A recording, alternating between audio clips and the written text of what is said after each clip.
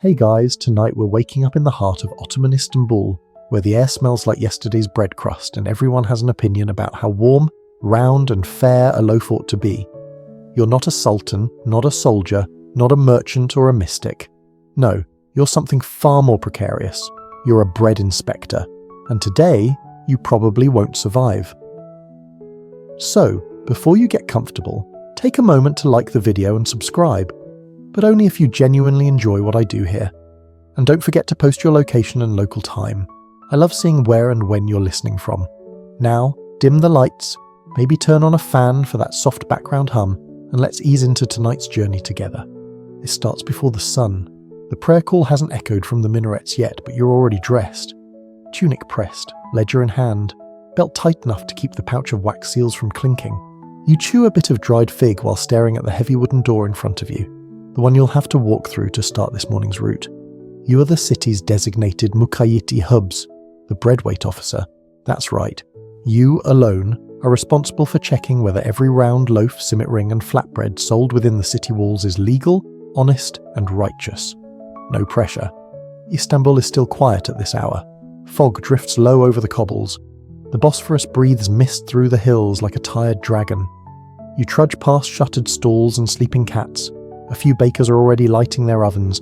Their chimneys cough out the first smoke signals of the day. You adjust your satchel. Inside, a set of calibrated weights. A tiny brass scale that bites your knuckles if you grip it wrong. A folding ruler. 4 pieces of wax for the seal of approval. You only get 4 budget cuts. And the ever-loyal bread book, the official log of every bakery you've inspected, every crust you've rejected, and every time someone tried to bribe you with a fig-stuffed roll. You reach your first stop, Halil's bakery. He's always up early, always sweating before sunrise. You see the glow from his oven through the slit in the stone wall. You knock. He doesn't answer. You walk in anyway. The heat hits you like a slap. Flour dust clouds the air. Loaves rise in rows like sleepy soldiers, their tops splitting gently as they bake. Halil looks up from his kneading bench. His arms are elbow deep in dough. Mukayyit, he grunts. You're early. You raise an eyebrow. You're not. He wipes his hands on his apron, smearing dough into older dough, and gestures toward a tray of cooling loaves. They're still warm, he says. Want one for the road? This is the dance, the offer. Not quite a bribe, not quite a gift. Just a warm loaf, friendly like. You decline, politely. You remove your scale, pick a loaf, measure, weigh, note, then pause. It's light, too light, by 5 grams. Halil, he shrugs, humidity. You don't smile, he adds, people don't want heavy bread, hurts their teeth. You mark your ledger, he watches you do it. His smile is thin. Historians still argue whether Ottoman bread inspectors were feared or laughed at. Some sources suggest they were local heroes, protecting the poor from underweight loaves. Others say they were scapegoats, blamed by both bakers and bureaucrats, too visible to be ignored, too powerless to be safe. You seal one acceptable loaf with your wax stamp. You do not seal the rest. Halil grunts again. As you walk out, you hear him mutter something in Turkish that you're glad you don't fully understand.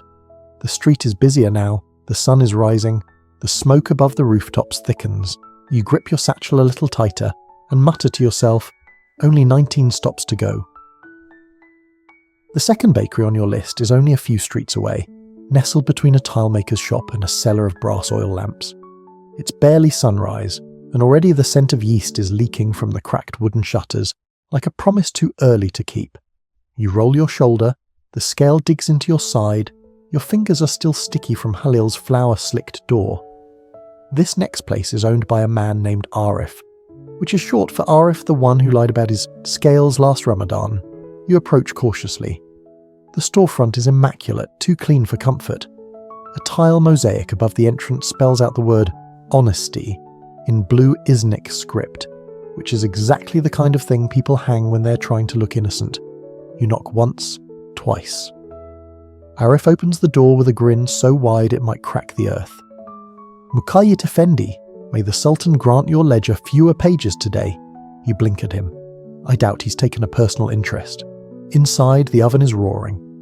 4 young boys are shaping dough into rings, their arms moving with the muscle memory of someone who hasn't been asked a question in months. Arif gestures grandly to his trays. Fresh simit, baked just for this holy morning.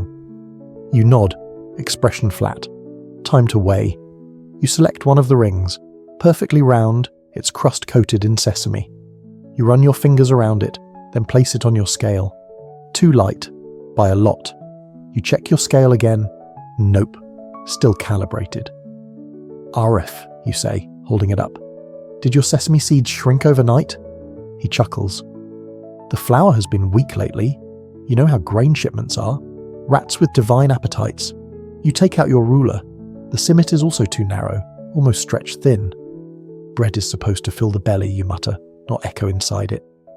Arif's smile droops. He leans closer. Look, why don't you take one for yourself? A whole tray even, just between us. You blink slowly. Blink. You're offering a bribe. With the same bread I just declared illegal. He pats your shoulder, friendly-like. Call it an early lunch. You decline. He shrugs, then says too loudly, Of course. Our honourable inspector cannot be tempted. He is the very shadow of the law. The boys laugh behind him, not kindly. You open your ledger and begin to write. 2 loaves, underweight. 3 simit, unsealed. Flour possibly stretched with barley husks. Suspicion, 78%. You hear the scratching of a quill on paper and look up. One of the boys is sketching you, not with any skill. Just an exaggerated caricature. Long nose, angry eyes, loaf in one hand, a stick in the other. You sigh. Historians still argue whether Ottoman bakers were more often villains or victims in the empire's complex food chain.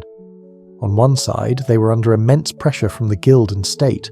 On the other, they controlled a food so sacred a bad batch could spark riots.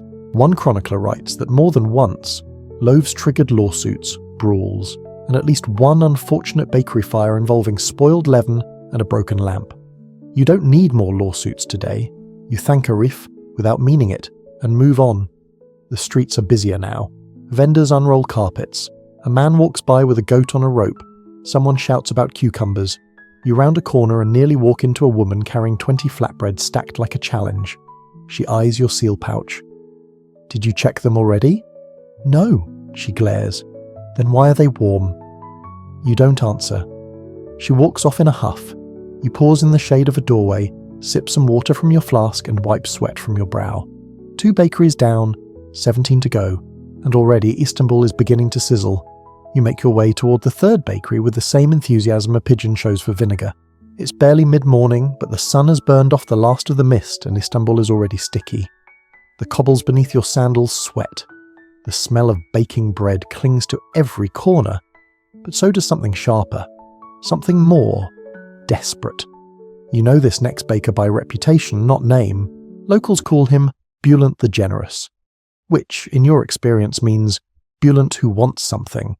His shop is wedged between a bathhouse and a tailor's window. The awning is bright red, freshly dyed, like it's hoping you'll notice it before you notice what's inside. You step in. The heat slaps you like a mother's sandal. Bulant is behind the counter, slicing a sesame-covered loaf into perfect spirals with a knife that looks too delicate for bread. He grins the moment he sees you. Ah, the Sultan's nose himself. Come, sit, please. You must be starving. You're not starving, but the smell of roasted walnuts and honey in the air does flirt with your appetite. No sitting, you say. Inspection. Always so serious, he murmurs, sliding a beautifully browned loaf onto a tray and nudging it across the counter. At least take this, for the walk. You lift the loaf. It's still warm, suspiciously so, like it was rushed, or worse, filled with something soft to hide its weight. You set it on the scale, and of course, it's heavy. Too heavy. By 20 grams, which means Bulant is doing the thing, the old thing. You cut the loaf open, and there it is, a piece of wet cloth, soaked, buried in the centre, wrapped in dough and baked solid. Bulant. He raises his hands in innocence. Humidity. You hold up the cloth. Your humidity smells like olive oil. He shrugs. Wouldn't want it to dry out. You stamp the loaf with a reject mark from your wax seal. He sighs melodramatically. And yet my sin is generosity. Your sin, you say, is counterfeit moisture. Historians still argue whether Ottoman bakers used water-soaking techniques to trick inspectors or merely to protect freshness. Some claim the soaked cloth trick was used only during wheat shortages. Others say it was a test to see which inspectors were paying attention and which could be paid to look away. You make a note in your ledger. Buoyant, suspect techniques, moisture manipulation, possibly bribery via loaf. He watches you write. Then, in a low voice, he says, "You know I could just give you a simit like a normal man." You glance up. "You could, but you wouldn't take it." "No, so you'll take the trouble instead." "That," you sigh, "is the job." You step out of the shop, and a simit hits you in the back. Soft, fresh, still warm, thrown with expert aim. You turn to see one of the apprentices duck behind a stack of barrels, whistling off-key. You brush sesame from your shoulder and keep walking. The city is louder now, horses clip along the main road. Someone is shouting about tamarind syrup. A child runs past carrying a loaf the size of her entire torso. You pause at a well and splash your face with water. Then you check your ledger. 3 bakers, 3 problems. If you were superstitious, you'd say that's a pattern forming. But you're not. Not yet. You're just tired. And you smell like salt, smoke, and someone else's yeast. The next stop is a bakery you've never visited, which frankly doesn't make it any less exhausting. You straighten your back, repack your scale, and whisper to yourself, "Let this next loaf at least be bread." You approach the next bakery like someone creeping up on a cat that might be asleep, or might be planning an ambush. It's tucked into a narrow alley just off the main bazaar. No fancy signage, just the faint scent of ash and coriander. The doorway leans slightly, as if the building itself is holding its breath. You step inside. It's dim and quiet, eerily so, which is your first warning. Because bakeries in the morning are never quiet. They're loud, chaotic, pulsing with flour dust and elbow jabs, and watch the crust, idiot! But here, you could hear a sesame seed drop. You clear your throat. A young boy pokes his head around the back curtain. He stares. You nod. Bread inspection. He disappears. No footsteps. Just vanishes. You wait. 5 seconds. 10. Then a tray appears in front of you. On the counter, as if summoned. 5 loaves. Perfectly browned. Even. Glossed with egg wash like someone had whispered sweet prayers to each one. You raise an eyebrow. "Anyone here?" You call out. Silence. You sigh and begin the inspection. You lift the first loaf. It's warm, soft, fragrant. You measure the diameter, exact. You weigh it, spot on. You cut it. Clean crumb, no odd fillings, no cloth, no coin, no illegal citrus peel. You inspect the second. Also perfect. Third, same. You pause at the fourth, because something's off. Not weight, not shape, but feel. You cut it, and out falls a wax seal, your seal. You pick it up, it's an exact replica. Your initials, the same amber wax, same groove. Your heart sinks. You're being forged, which means someone isn't just baking dirty, they're impersonating you. You don't move, you don't shout. You check the 5th loaf, no seal, but the texture, identical. You place all 5 back on the tray. Someone coughs behind the curtain. You freeze. Then calmly, deliberately, you take out your seal and stamp 1 loaf, the real one. You make a note in your ledger. Possible forgery. Seal replica found in crumb. Investigate origin. Do not confront yet. You leave the shop without another word. Historians still argue whether bread inspectors in Ottoman Istanbul carried real authority or were pawns in a much larger game. Some claim they served as watchdogs for corrupt officials. Others suggest the role itself was a kind of trap, appointed not to wield power, but to absorb blame when unrest rose. You step back into the alley. The sun is climbing now, high enough to burn the edge of your collar. Someone across the way calls out, "Oi! Inspector! Are they baking lies again?" You don't answer. Not yet. Because you're wondering, if they've copied your seal, who gave them access to it? You glance at your satchel. It hasn't left your side all morning, which means someone has access, or had it once, and that means you're not just checking loaves anymore. You're being watched and weighed and possibly replaced. You tighten your grip on the bag. You've still got the real seal and 1 wax pellet left. You make for the next bakery with a new resolve, but also, very seriously, considering taking up basket weaving instead. The next bakery isn't really a bakery. It's a stone archway between 2 spice shops where loaves are stacked precariously like sun-warmed bricks, and a man named Nizam stands behind them, arms crossed, face set like wet cement. He doesn't need dough. He deals flour, and he sees you coming. Well, Nizam says, eyes narrow. The Weight Watcher arrives. You don't bother with small talk. Nizam. He nods toward his wares. Bread's not mine. I just provide the means. That's half true. Yes, the baker's knead and shape, but the flour, his flour, is where the story begins, and sometimes where it quietly ends. You pick up a loaf from the top of the stack. It's pale, light, almost hollow. You crack it open. Dust flutters out. You squint. He shrugs. Barley, a little bit of millet, maybe some bean. You're adulterating imperial flour. No, he says calmly. I'm stretching it, just like the Sultan stretches his taxes. You glance around. A few customers watch with sharp interest. Nizam raises his voice slightly, addressing them. This man thinks people would rather starve with pride than eat with humility. One of the spice sellers behind him mutters something in agreement. Another woman nearby, a mother with a small child, nods, her face unreadable. You don't respond. You just weigh the loaf. It's 10 grams under. You make a note. Nizam leans closer. You really think your report matters? Do you think those dusty officials will do anything? You think the guild will punish me?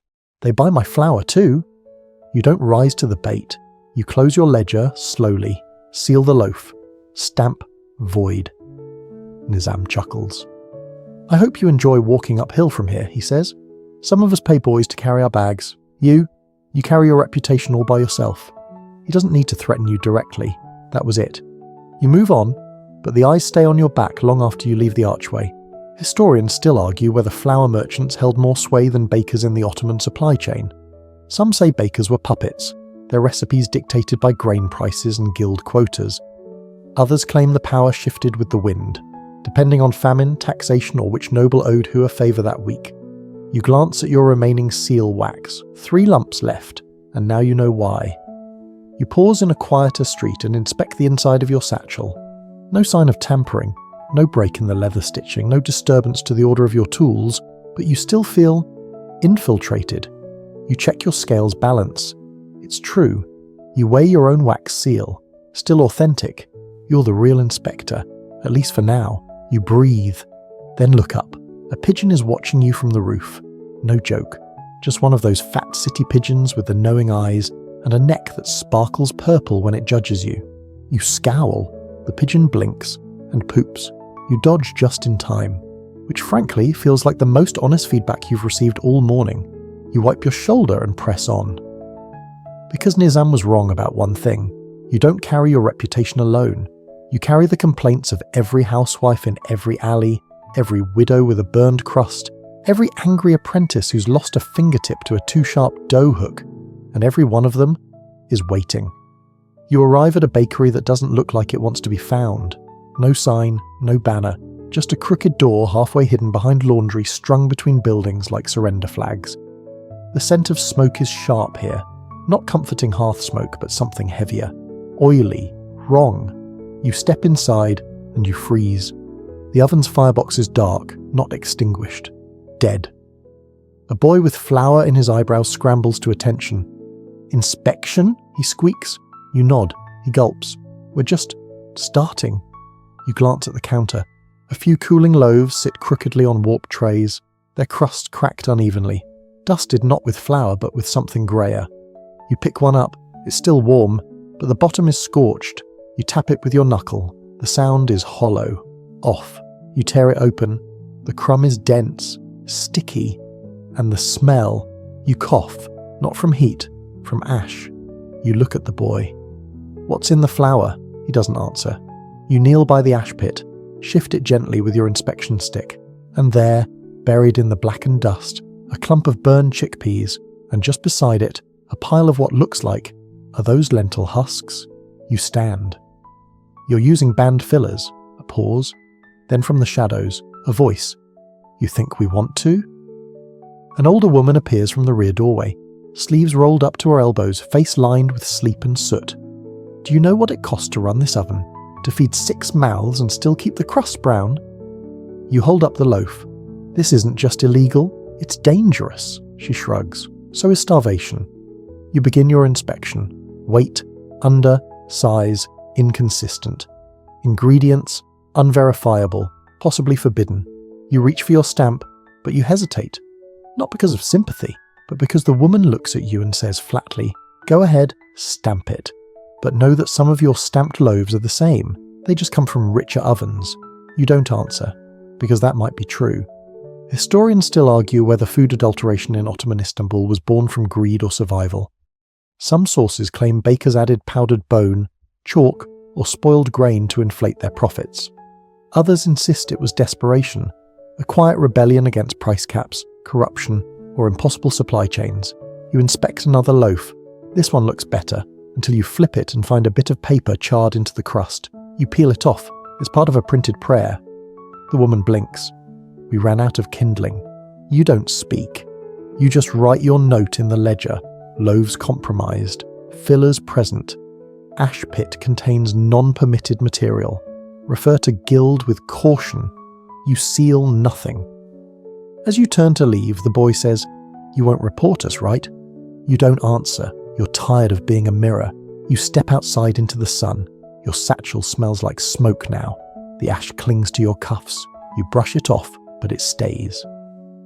The next alley opens wide and cheerful. Children play, drawing shapes in the dust with sticks. A dog lounges in the shade. The world continues. You sip from your flask again and wonder what burnt chickpea ash does to your insides. Probably nothing good. Still, you move on, because that wasn't the worst loaf you'll see today. Not even close. By the time you reach the barracks, you're already sweating through your second tunic. The path winds uphill toward a cluster of domed roofs and arched courtyards where the janissaries, those elite soldiers of the Sultan, keep their boots, swords, and appetites. You've only been called here once before. That time, it was a formality, a show. Inspect the bread. Nod solemnly. Say something respectful about the Sultan's generosity, and leave before someone throws a joke sharp enough to draw blood. This time feels different. The guard at the gate doesn't let you pass. He just stares, then shouts something behind the wall. A younger soldier emerges, lean and smiling, a red sash slung too casually over one shoulder. "Inspector," he says smoothly, "we were hoping you'd arrive before the eggs cooled." You don't ask what that means. You're ushered into the courtyard where breakfast is being prepared en masse. Long tables sag under platters of pickled onions, dried figs, olives, and, of course, baskets of bread. Dozens of loaves, all of them already sliced. You frown. "Who sliced these?" The young janissary shrugs. "We were hungry." "Then how am I supposed to inspect them?" "Try the crumbs." A few soldiers chuckle. You lean down and examine a slice. The crust is even, the crumb decent, but the weight. Impossible to confirm now. You pick up another piece. It's lighter, chewier, less wheat, more filler. You straighten. Was this from the main bakery?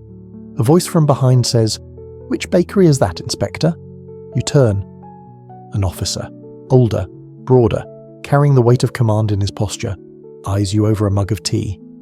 You meet his gaze. "I need unsliced loaves for inspection," he smiles. "And we need breakfast." Historians still argue whether janissaries respected civilian officials or merely tolerated them. Some records show they followed orders, others show they started riots over meat rations. Bread, meanwhile, was sacred, but only when it suited them. You ask again, firmer this time. The officer gestures. A young cook runs off and returns with 2 whole loaves still warm. You inspect them. The first is slightly underweight. The second? Fine. You stamp the second. You note the first. You begin to leave. But the young janissary stops you. "Inspector," he says too softly, "did you enjoy the fig jam?" You freeze. "I didn't have any." He smiles wider. "Oh, then whose fingerprints are on the jar?" You glance down. Sticky fig residue clings to your satchel's corner. You didn't notice. You don't remember touching it. The officer watches you now, calm, assessing. You say nothing. You just wipe it off. He nods once, satisfied. "Good. Then we can say no bribes were exchanged." "Because none were," you reply. "Of course not," he says. "But we all know how rumours start." You leave the courtyard with your ledger a little heavier, though nothing's changed inside it. Only your posture. The sun is higher now, crueler. The streets shimmer with heat. A street vendor sells lemon water from a brass jug. You consider stopping, then see 2 men whispering behind him. You walk past. And for the first time today, you notice how often you're being watched. You adjust your robe, square your shoulders, and whisper under your breath. This job was supposed to be about bread. You duck into a quieter street near the spice market, trying to shake the heat from your back and the janissaries from your thoughts. But the minute you slow down, you hear it. Inspector. You groan before you turn, because it's them, the market girls.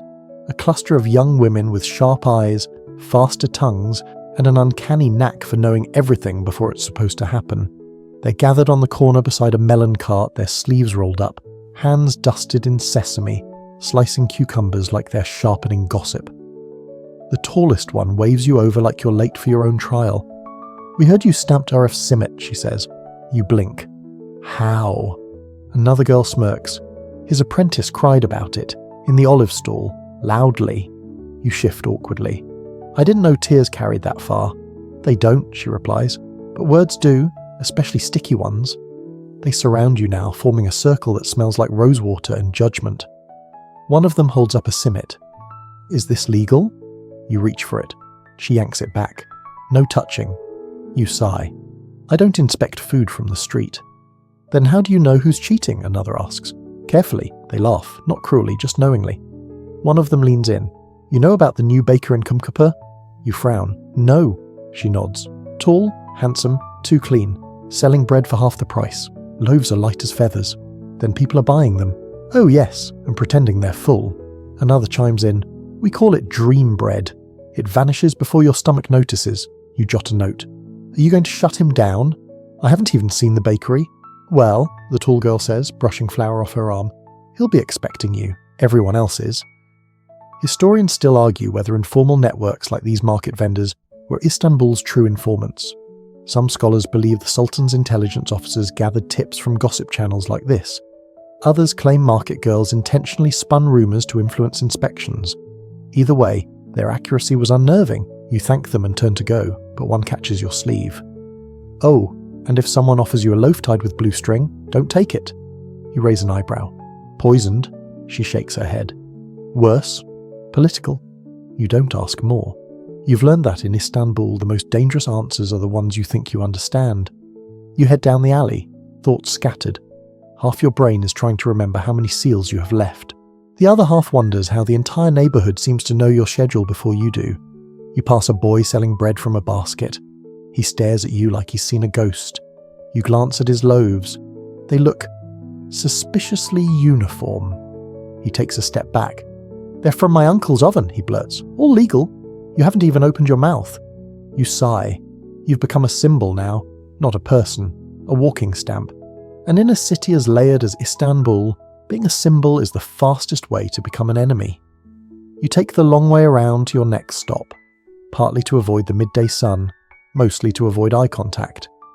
The weight of the ledger presses harder than your satchel, even though it only contains a few pages more inked than it was this morning. But word travels faster than your legs. As you turn onto a quieter lane near the Armenian Quarter, a man steps out of a tea house doorway and falls into step beside you. Good morning, Inspector, he says casually. Or is it still morning? You glance sideways. He's dressed plainly. No guild badge, no baker's apron, no trace of flour. His robe is clean. Too clean. His boots have no dust. You nod, careful. Good morning. He keeps pace without effort. Did you know that out of every 5 loaves sold today, one was baked last week? You raise an eyebrow. No, I didn't. He smiles. That's all right. Neither did the people eating them. You stop. Do I know you? You don't, he replies. But you know of me. Let's say I'm interested in standards. You glance at your satchel. He grins. Not that kind of inspector. I work in, let's say, quieter sectors. You narrow your eyes. Spies don't usually announce themselves. He shrugs. Spies don't usually carry bread. He reaches into his sleeve and produces a loaf. It's small, dense, perfectly shaped. From the Sultan's kitchens, he says, offering it like a handshake. Just baked. You take it. It's warm, but the weight is off. You measure it instinctively. Under by 5 grams, exactly 5. You look up. He's already watching you. That's the official model loaf, he says. Every baker in the capital is told to match it.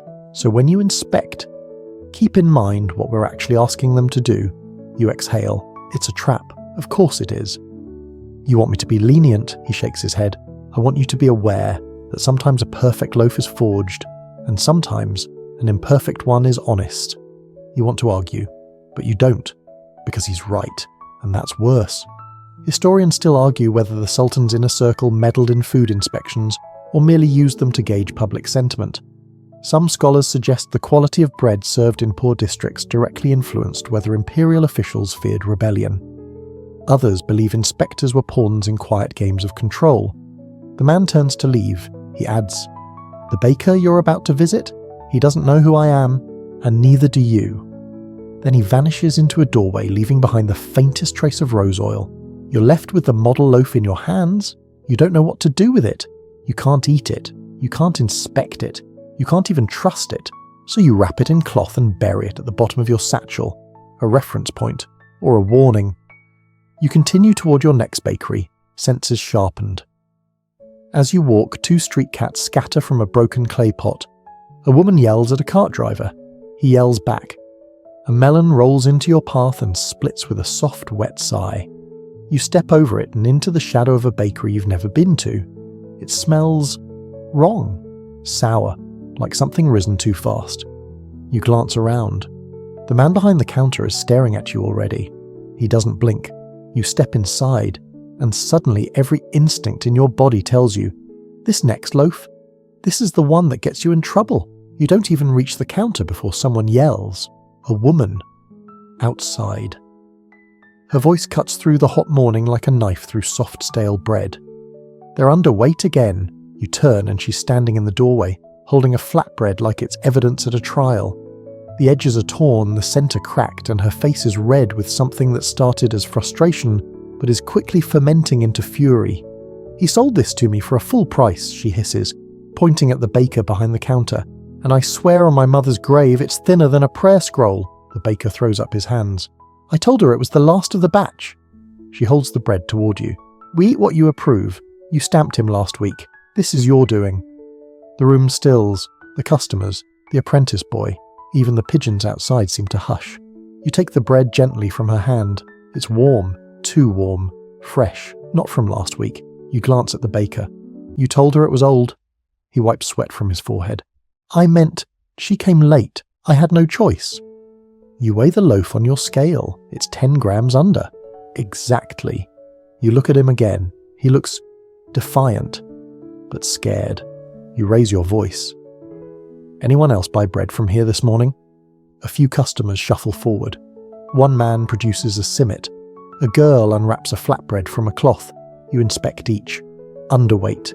Everyone. Now the murmuring starts. The woman crosses her arms. "You see?" You raise your seal, but the baker lunges across the counter. "Please," he yells. "If you void the batch, I'll lose the whole day." You step back. The wax nearly falls from your fingers. The customers step closer now. You're surrounded. Someone mutters, "He cheats every Friday." Another says, "Bread's smaller every time and we pay more." Someone else, "Stamp it, or we'll do it for you." Historians still argue whether food-related protests in the Ottoman Empire began with bakers or with their customers. Some say the people saw bread inspectors as allies. Others say inspectors were scapegoats, representatives of a system that weighed their hunger against silence. You could leave. You could walk out and write a report later, but you don't. You lift the seal. Heat presses down. The crowd is holding its breath. You stamp one loaf. Void. A cheer goes up, and a stone hits the baker's door. Then another. The crowd spills out into the street. You try to control it. "That's enough," you shout. "He'll be fined. The guild will handle it." But you know that's not what they want. They want the smell of justice. They want someone to pay. You press your way through the mob and duck into a side alley. The sound of shouting follows you, bouncing off the walls like echoes of decisions you didn't mean to make. You pause under a fig tree and breathe hard. You only voided one loaf. But today, that was enough. Because hunger doesn't care about seals or ledgers. It cares about crust, about fairness, about not being lied to with a smile. And now your name is in someone's mouth on every block in this quarter. You tried to do your job, and in the process, you might have just started a riot. You don't go to the next bakery.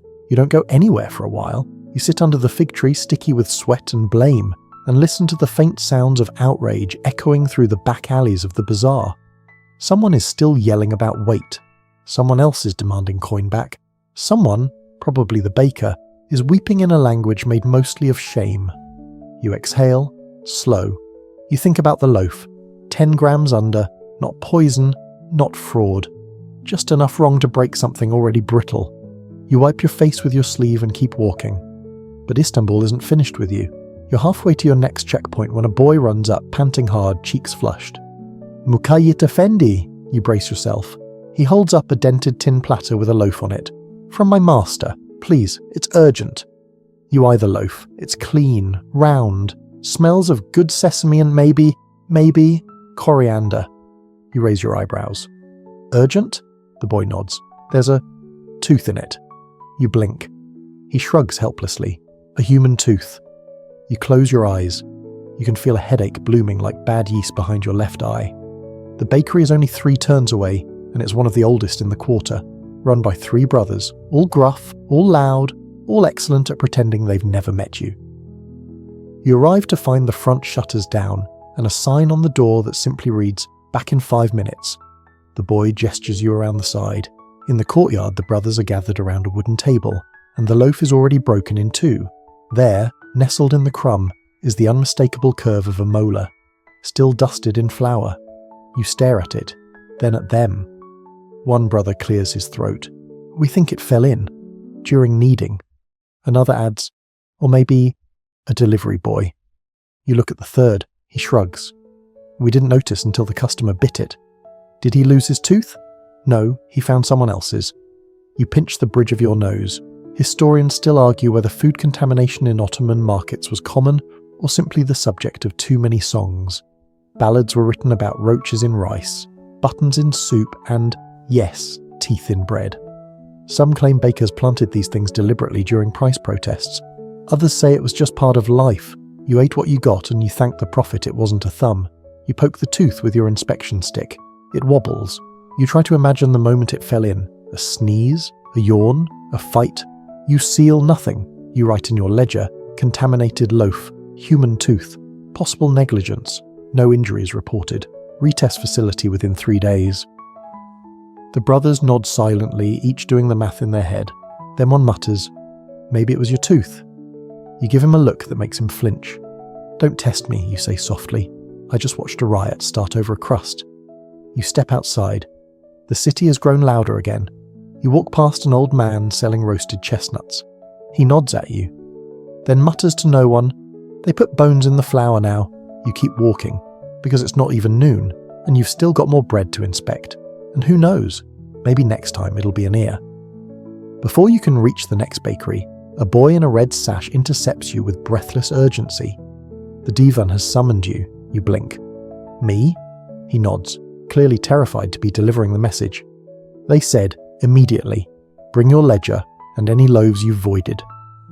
You look down at your satchel, suddenly aware that you are now carrying not just inspection tools but evidence. Ink, crumbs, a tooth, a burned prayer, each one more dangerous than the last. You ask, "Which divan?" He hesitates. Then, "The divan? Of course, the Imperial Council." Because apparently voiding one loaf, starting a small riot and uncovering a sealed forgery earns you a summons before the highest court of bureaucratic bread eaters in the city. The walk to the palace is long and mostly uphill. You don't talk, you just listen to the city behind you. Voices rising and falling, carts rattling over cobblestones, pigeons arguing over old simit crumbs. At the gates, a guard checks your seal pouch. Another pats down your satchel, lifts the tooth-wrapped bread with 2 fingers, grimaces, and places it gingerly into a cloth-lined tray. You're led through marble halls and tiled courtyards into a chamber lit only by high windows and the unnerving silence of men paid to look thoughtful. 6 officials sit at a low dais, each one dressed in layers of silk that rustle like secrets. They don't introduce themselves. You recognize 2 from guild meetings. The others might be judges, or poets, or both. It's hard to tell. The central figure clears his throat. "Bread Inspector, we have received complaints." You nod. "I'm not surprised." 3 bakers claim you are overly harsh. One claims you are not harsh enough. Another claims you insulted his flour. You open your ledger. I reported his flour contained chickpea ash. One of the council members leans forward. Did you confirm this scientifically? I confirmed it by tasting it. A pause. The room nods solemnly, as if tasting ash is a valid legal method, which in this city it probably is. Another official lifts a sealed loaf. This one contains a human tooth. You nod. Yes. They wait. You say nothing else. Finally one asks, whose tooth? I didn't have time to investigate the molar. More silence. Then the one in the middle says, do you know what bread represents in Istanbul? You reply automatically, law, trust, fairness. He smiles slightly. No. It represents order. Historians still argue whether the divan truly cared about bakery inspections, or whether they only intervened when the public got involved. Some suggest food policy was a tool to gauge political tension. Others say bread was the empire's social glue, too sacred to be left to guilds alone. The council stands, so do you. The lead official walks toward you. Do your job, he says quietly. But remember, when you stamp a loaf, you're not just judging wheat. He leans in. You're judging us. He hands back your ledger. You're dismissed with a wave. Outside the chamber, the boy with the red sash waits. He won't meet your eyes. Am I being followed now? You ask him. He swallows hard. I don't know, but someone asked for your route tomorrow. You nod and take the long way out. As you pass through the bazaar again, you notice something new. People are watching you, not with fear, not with hostility, but with expectation. Because now they know what you do matters, and that means, starting today, so does every loaf. You leave the divan with the kind of headache that doesn't announce itself. It builds behind the ears like steam, waiting for the next wrong turn. But Istanbul doesn't wait, and neither do ledgers. You check your list. 3 bakeries left before midday prayer, and one of them is notorious for folding raisins into everything, even when it makes no sense. You decide to start with the quietest. A small shop near the aqueduct run by a man and his nephew, both polite, both, according to your last entry. Not technically fraudulent, but suspiciously over-helpful. You arrive. The shutters are closed. Odd. You knock. No answer. You circle to the side entrance and find the door ajar. Inside, the counter is overturned. Flour litters the ground in great swirls like someone tried to write a message and gave up halfway through. A single loaf lies on the floor, crushed. You call out, nothing. You step carefully over a broken tray and into the back room. It's empty. The oven is cold. The ledger drawer open, empty. Your stomach sinks. You knew your assistant wasn't exactly inspired, but you didn't think he was missing. Now you're not sure. The last time you saw him, he was grumbling about someone borrowing your seal. You didn't listen. Now your inspection book is intact, but the copy, the record he was supposed to keep, your safeguard against false claims, is gone. You sit down on a flour sack, now half deflated and utterly useless. He took it, or he lost it, or someone took him. You're not sure which is worse. Historians still argue whether assistant inspectors in the Ottoman bureaucracy were there to help, to learn, or to vanish. Some records suggest they were scapegoats in training, useful until things went wrong, and then even more useful as plausible deniability.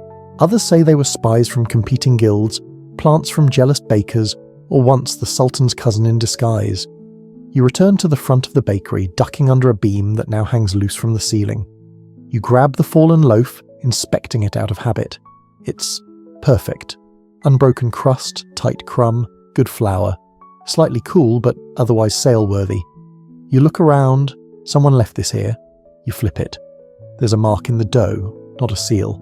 A symbol, carved into the bottom before baking. A crescent moon inside a circle. You've never seen that before. You wrap the loaf in cloth and place it in your satchel. Then you pause. The bakery wasn't looted. Nothing was stolen. Just abandoned. Someone made sure you'd find this.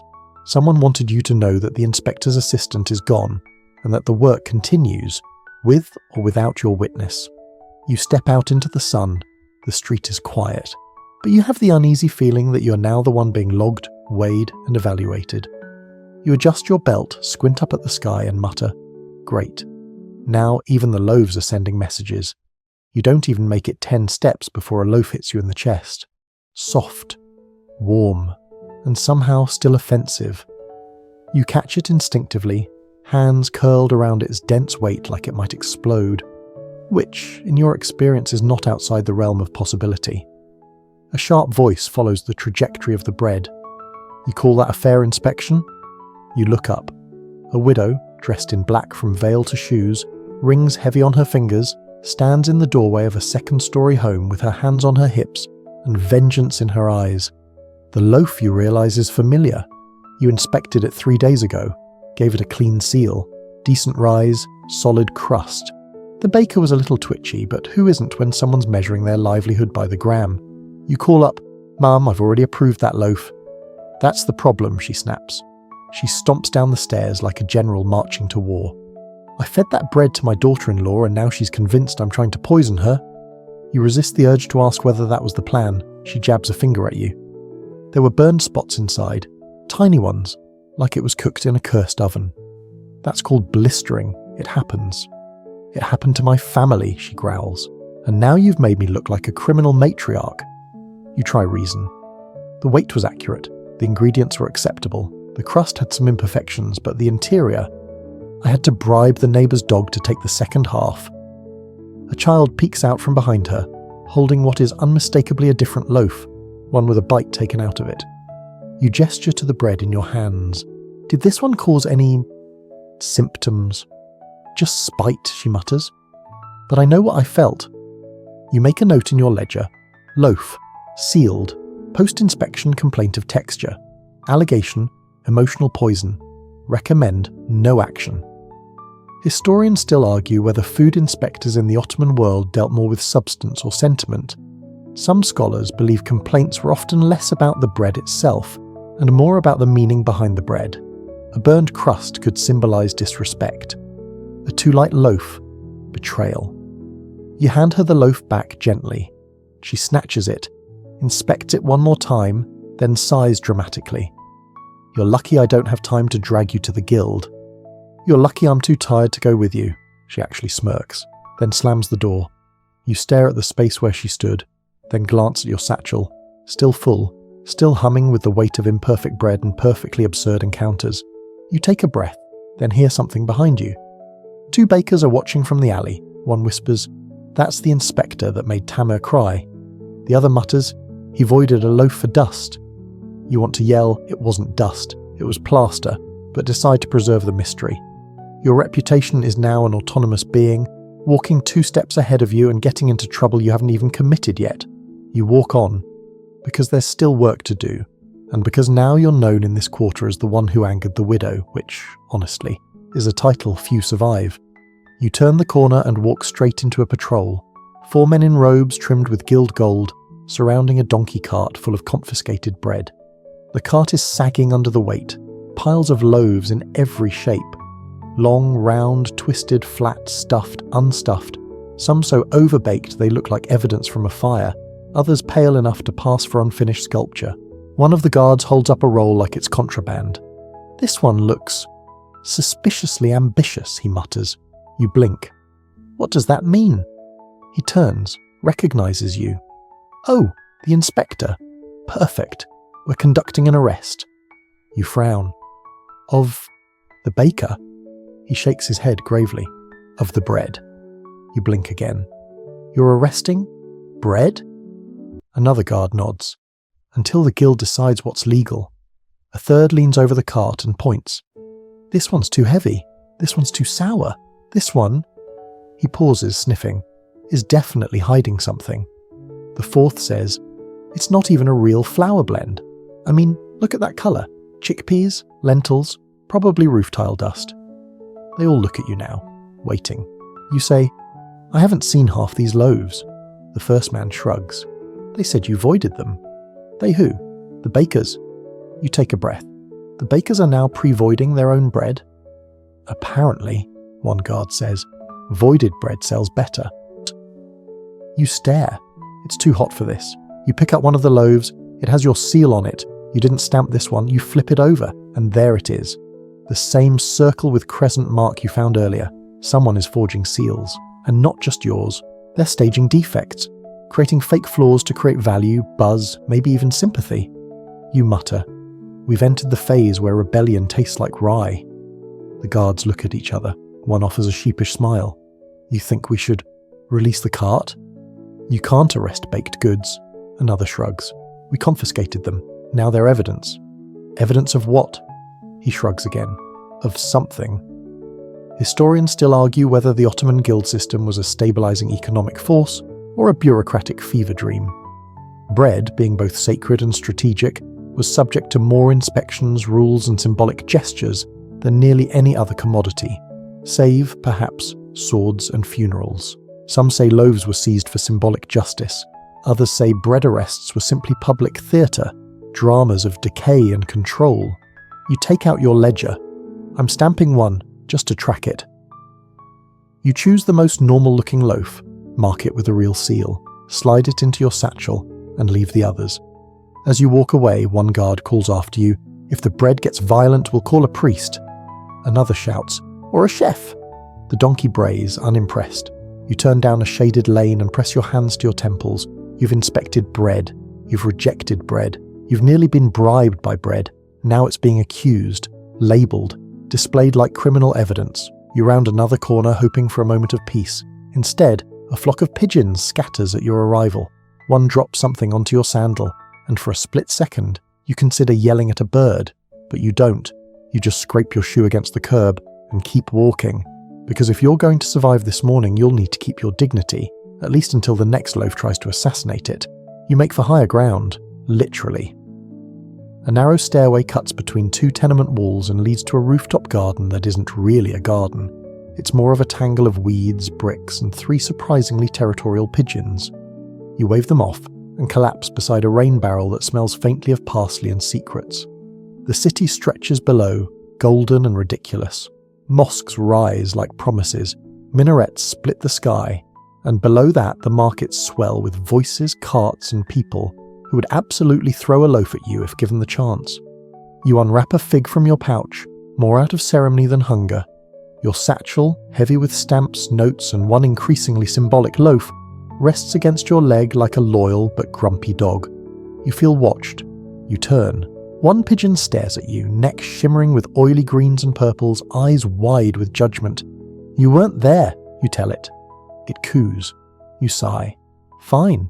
You were there, but you didn't help. Historians still argue whether the rooftops of Istanbul were simply escape routes for cats and children, or secret theatres of adult life.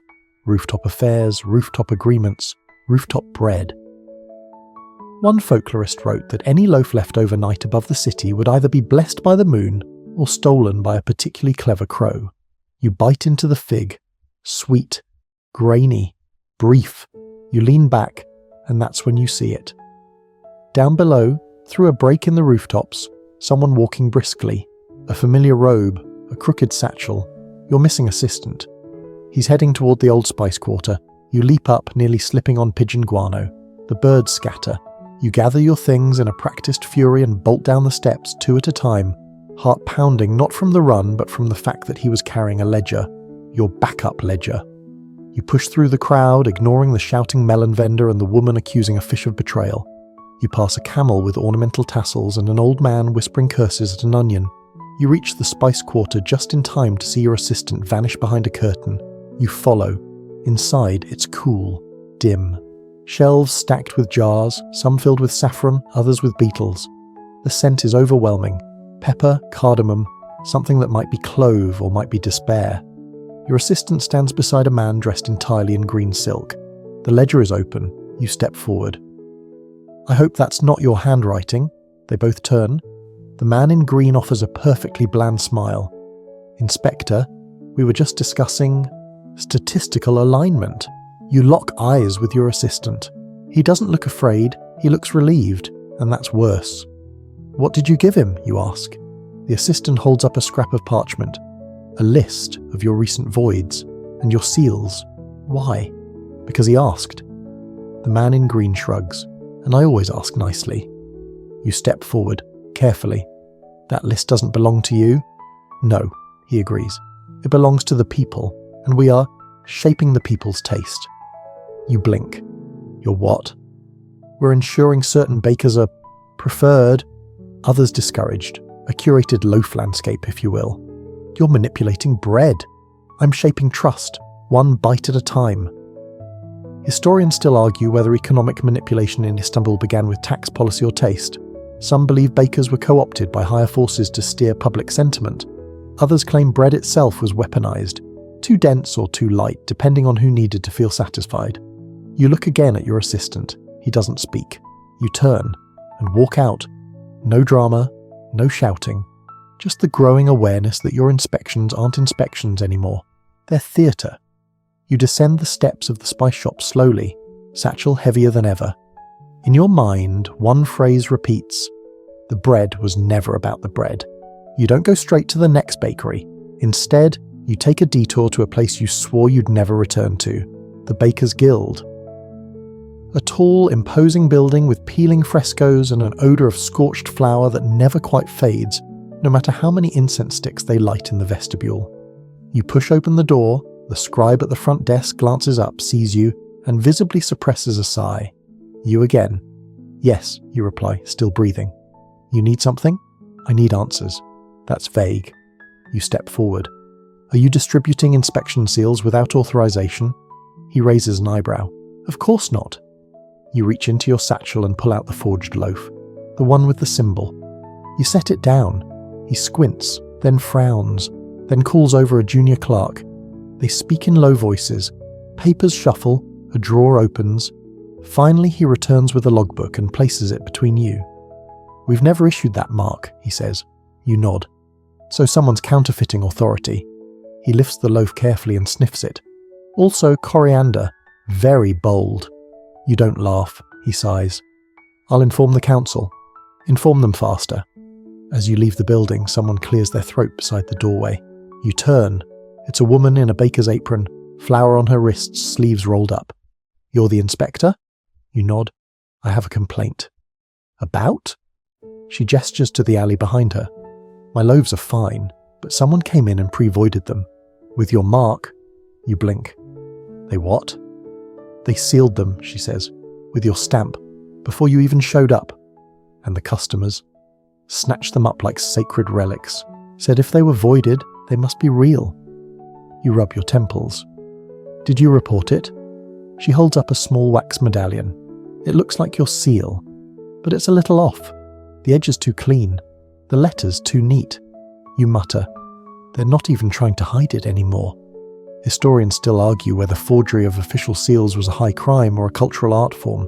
Some say even imperial edicts were occasionally copied, not out of malice, but as a form of tribute. Others claim seal forgers operated openly, protected by power they helped protect in return. You toss the fake medallion into your satchel. It makes a gentle thunk beside the loaf.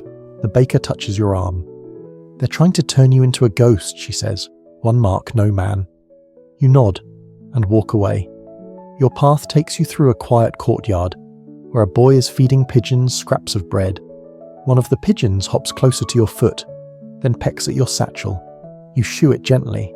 It leaves behind a crumb that, upon inspection, is from a loaf you haven't inspected yet. And yet, there it is. Your seal, not a fake, a real one, stamped on a crust you never saw. You open your pouch, count. One wax lump gone. Someone has used your seal, your real one. You don't know how, you don't know when, but it's happened. You sit down beside the fountain, suddenly aware that your role in the city has changed. You're not just an inspector anymore. You're an icon, a myth, and a myth is easier to fake than a man. You make it halfway to your next destination before a carriage nearly sideswipes you. It's black, polished, and completely out of place in this part of town. The windows are draped in blue velvet. The wheels don't squeak, and it stops, right next to you. A curtain lifts, a face leans out, powdered, smooth, lips too pink to be innocent. The voice is silk wrapped around a scythe. Bread inspector? You nod. Excellent, the passenger says. Get in. You blink. Why? She smiles. Because someone would like to offer you a different job. You hesitate. You look behind you, at the narrow streets, the shouting vendors, the heat, the stamp that's probably being used right now on loaves you've never seen. You climb in. The carriage is cool, scented with lavender and something darker, the kind of scent that implies locked drawers and long memories. You sit across from her. She doesn't offer her name. Instead, she hands you a cloth parcel. You unwrap it. Inside, a fresh loaf. Still warm, still slightly steaming, and beside it, a letter. Short, written in sharp ink. This is the kind of bread we'd like you to start approving. You glance up. Who's we? She leans forward. Let's just say a certain circle of patrons, artists, merchants, some guild members, a few scribe wives with very expensive taste.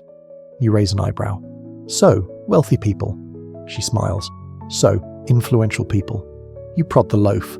It's flawless, technically. A little too flawless. A suspicious shine, a crust like polished marble, a smell that says I paid 3 coins for this and now I need a poem. This isn't for eating, you mutter. No, she agrees. It's for admiring, for trusting. You say nothing. She watches you, eyes glinting. We'd like to bring you on, quietly. You'd stamp what we provide. In exchange, you'd no longer need to trudge around. No shouting bakers, no riots, no teeth. Just sealed bread, she nods. Beautifully sealed bread. And what happens to the real stuff, she shrugs. That depends on whether people notice. Historians still argue whether there was a second inspection network in Ottoman Istanbul. One for appearances, one for control. Some say inspectors were co-opted into taste-making guilds meant to shape urban fashion. Others claim it was all theatre, every seal already agreed upon before a loaf even cooled. You fold the letter, slowly, and hand it back. No. Her smile doesn't flicker. Are you sure? You nod. If I start sealing loaves I haven't weighed, I might as well become a poet. She leans back. Poets live longer than inspectors. Only because no one expects them to be honest. The carriage slows. The door opens. You step out into sunlight that feels suddenly harsher. She says nothing as you go, just lets the curtain fall. The wheels roll away. You're back in the street, sweating, slightly shaky, but still real. You pass a group of children playing a game with chalk and crusts. One of them yells, "You're the bread man!" You nod. The others scatter. You sigh. You still have 2 more stops before sunset. And now, one more enemy you can't quite name. You spend the next half hour walking without walking. You move your feet. You follow your list. You avoid donkeys and overzealous pastry sellers. But your thoughts? They're lodged somewhere in that velvet-curtained carriage, next to the woman who tried to buy your soul with a pretty loaf and a cooler job. You keep thinking about what she said. Just seal what we provide. It sounds easier, safer, but it's not about easy. It never was. You arrive at your next bakery to find it. Empty. Not quiet. Empty. The windows are open. The counters are wiped. No smoke, no fire, not even flour footprints. And on the door, a single word carved into the wood. Void. It's not a seal. It's not your handwriting, but someone wanted it to look that way. You push open the door and step inside. The air smells of something bitter, like cinnamon burned wrong. There are no loaves, no trays, just dust and absence. You kneel near the oven, cold. You check the back. No movement. But on the wall, written in chalk, you find a phrase. The bread was never about the bread. You stare. Because it's the same line that's been circling in your head for hours. And now it's following you. Or leading you. You're not sure which is worse. Historians still argue whether Istanbul's bread culture was driven by nutrition, superstition, or power. Some say bread was a political signal, dense when times were hard, decorative when rebellion simmered. Others insist it was all symbolic. You weren't fed, you were measured. You return to the street. A man selling lemons offers you one for free. You decline. He doesn't insist. A cat darts between your legs. You nearly trip. You don't. You check your satchel. The model loaf from the Sultan's kitchens is still there. So is the tooth loaf. So is the forged seal medallion. And so is the real seal.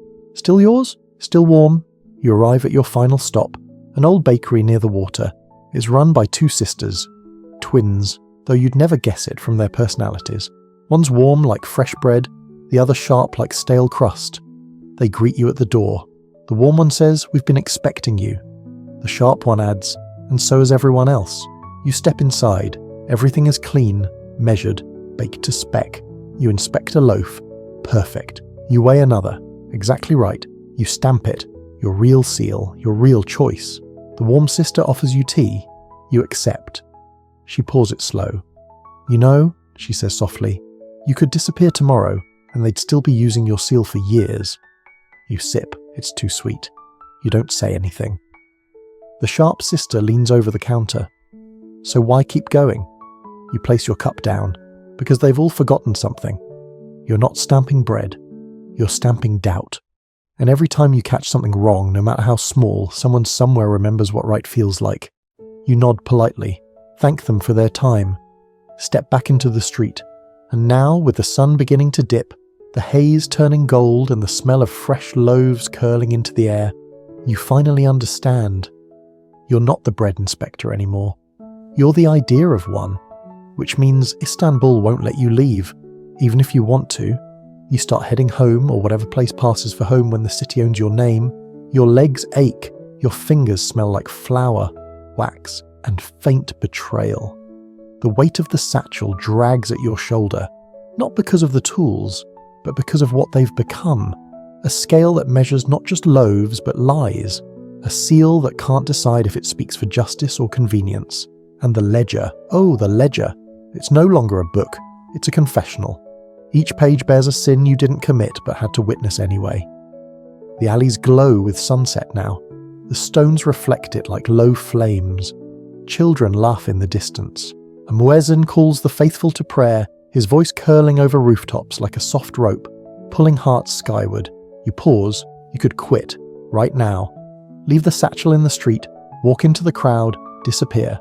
Become a candlemaker in a town where no one bakes anything round, or a fisherman who never has to measure anything but tides. You turn the idea over in your mind like an uncut loaf. Then you reach into the satchel and take out the forged loaf, the one with the circle and crescent mark on the bottom. You tear it in half, not with anger, just to see what's inside. It's empty, literally.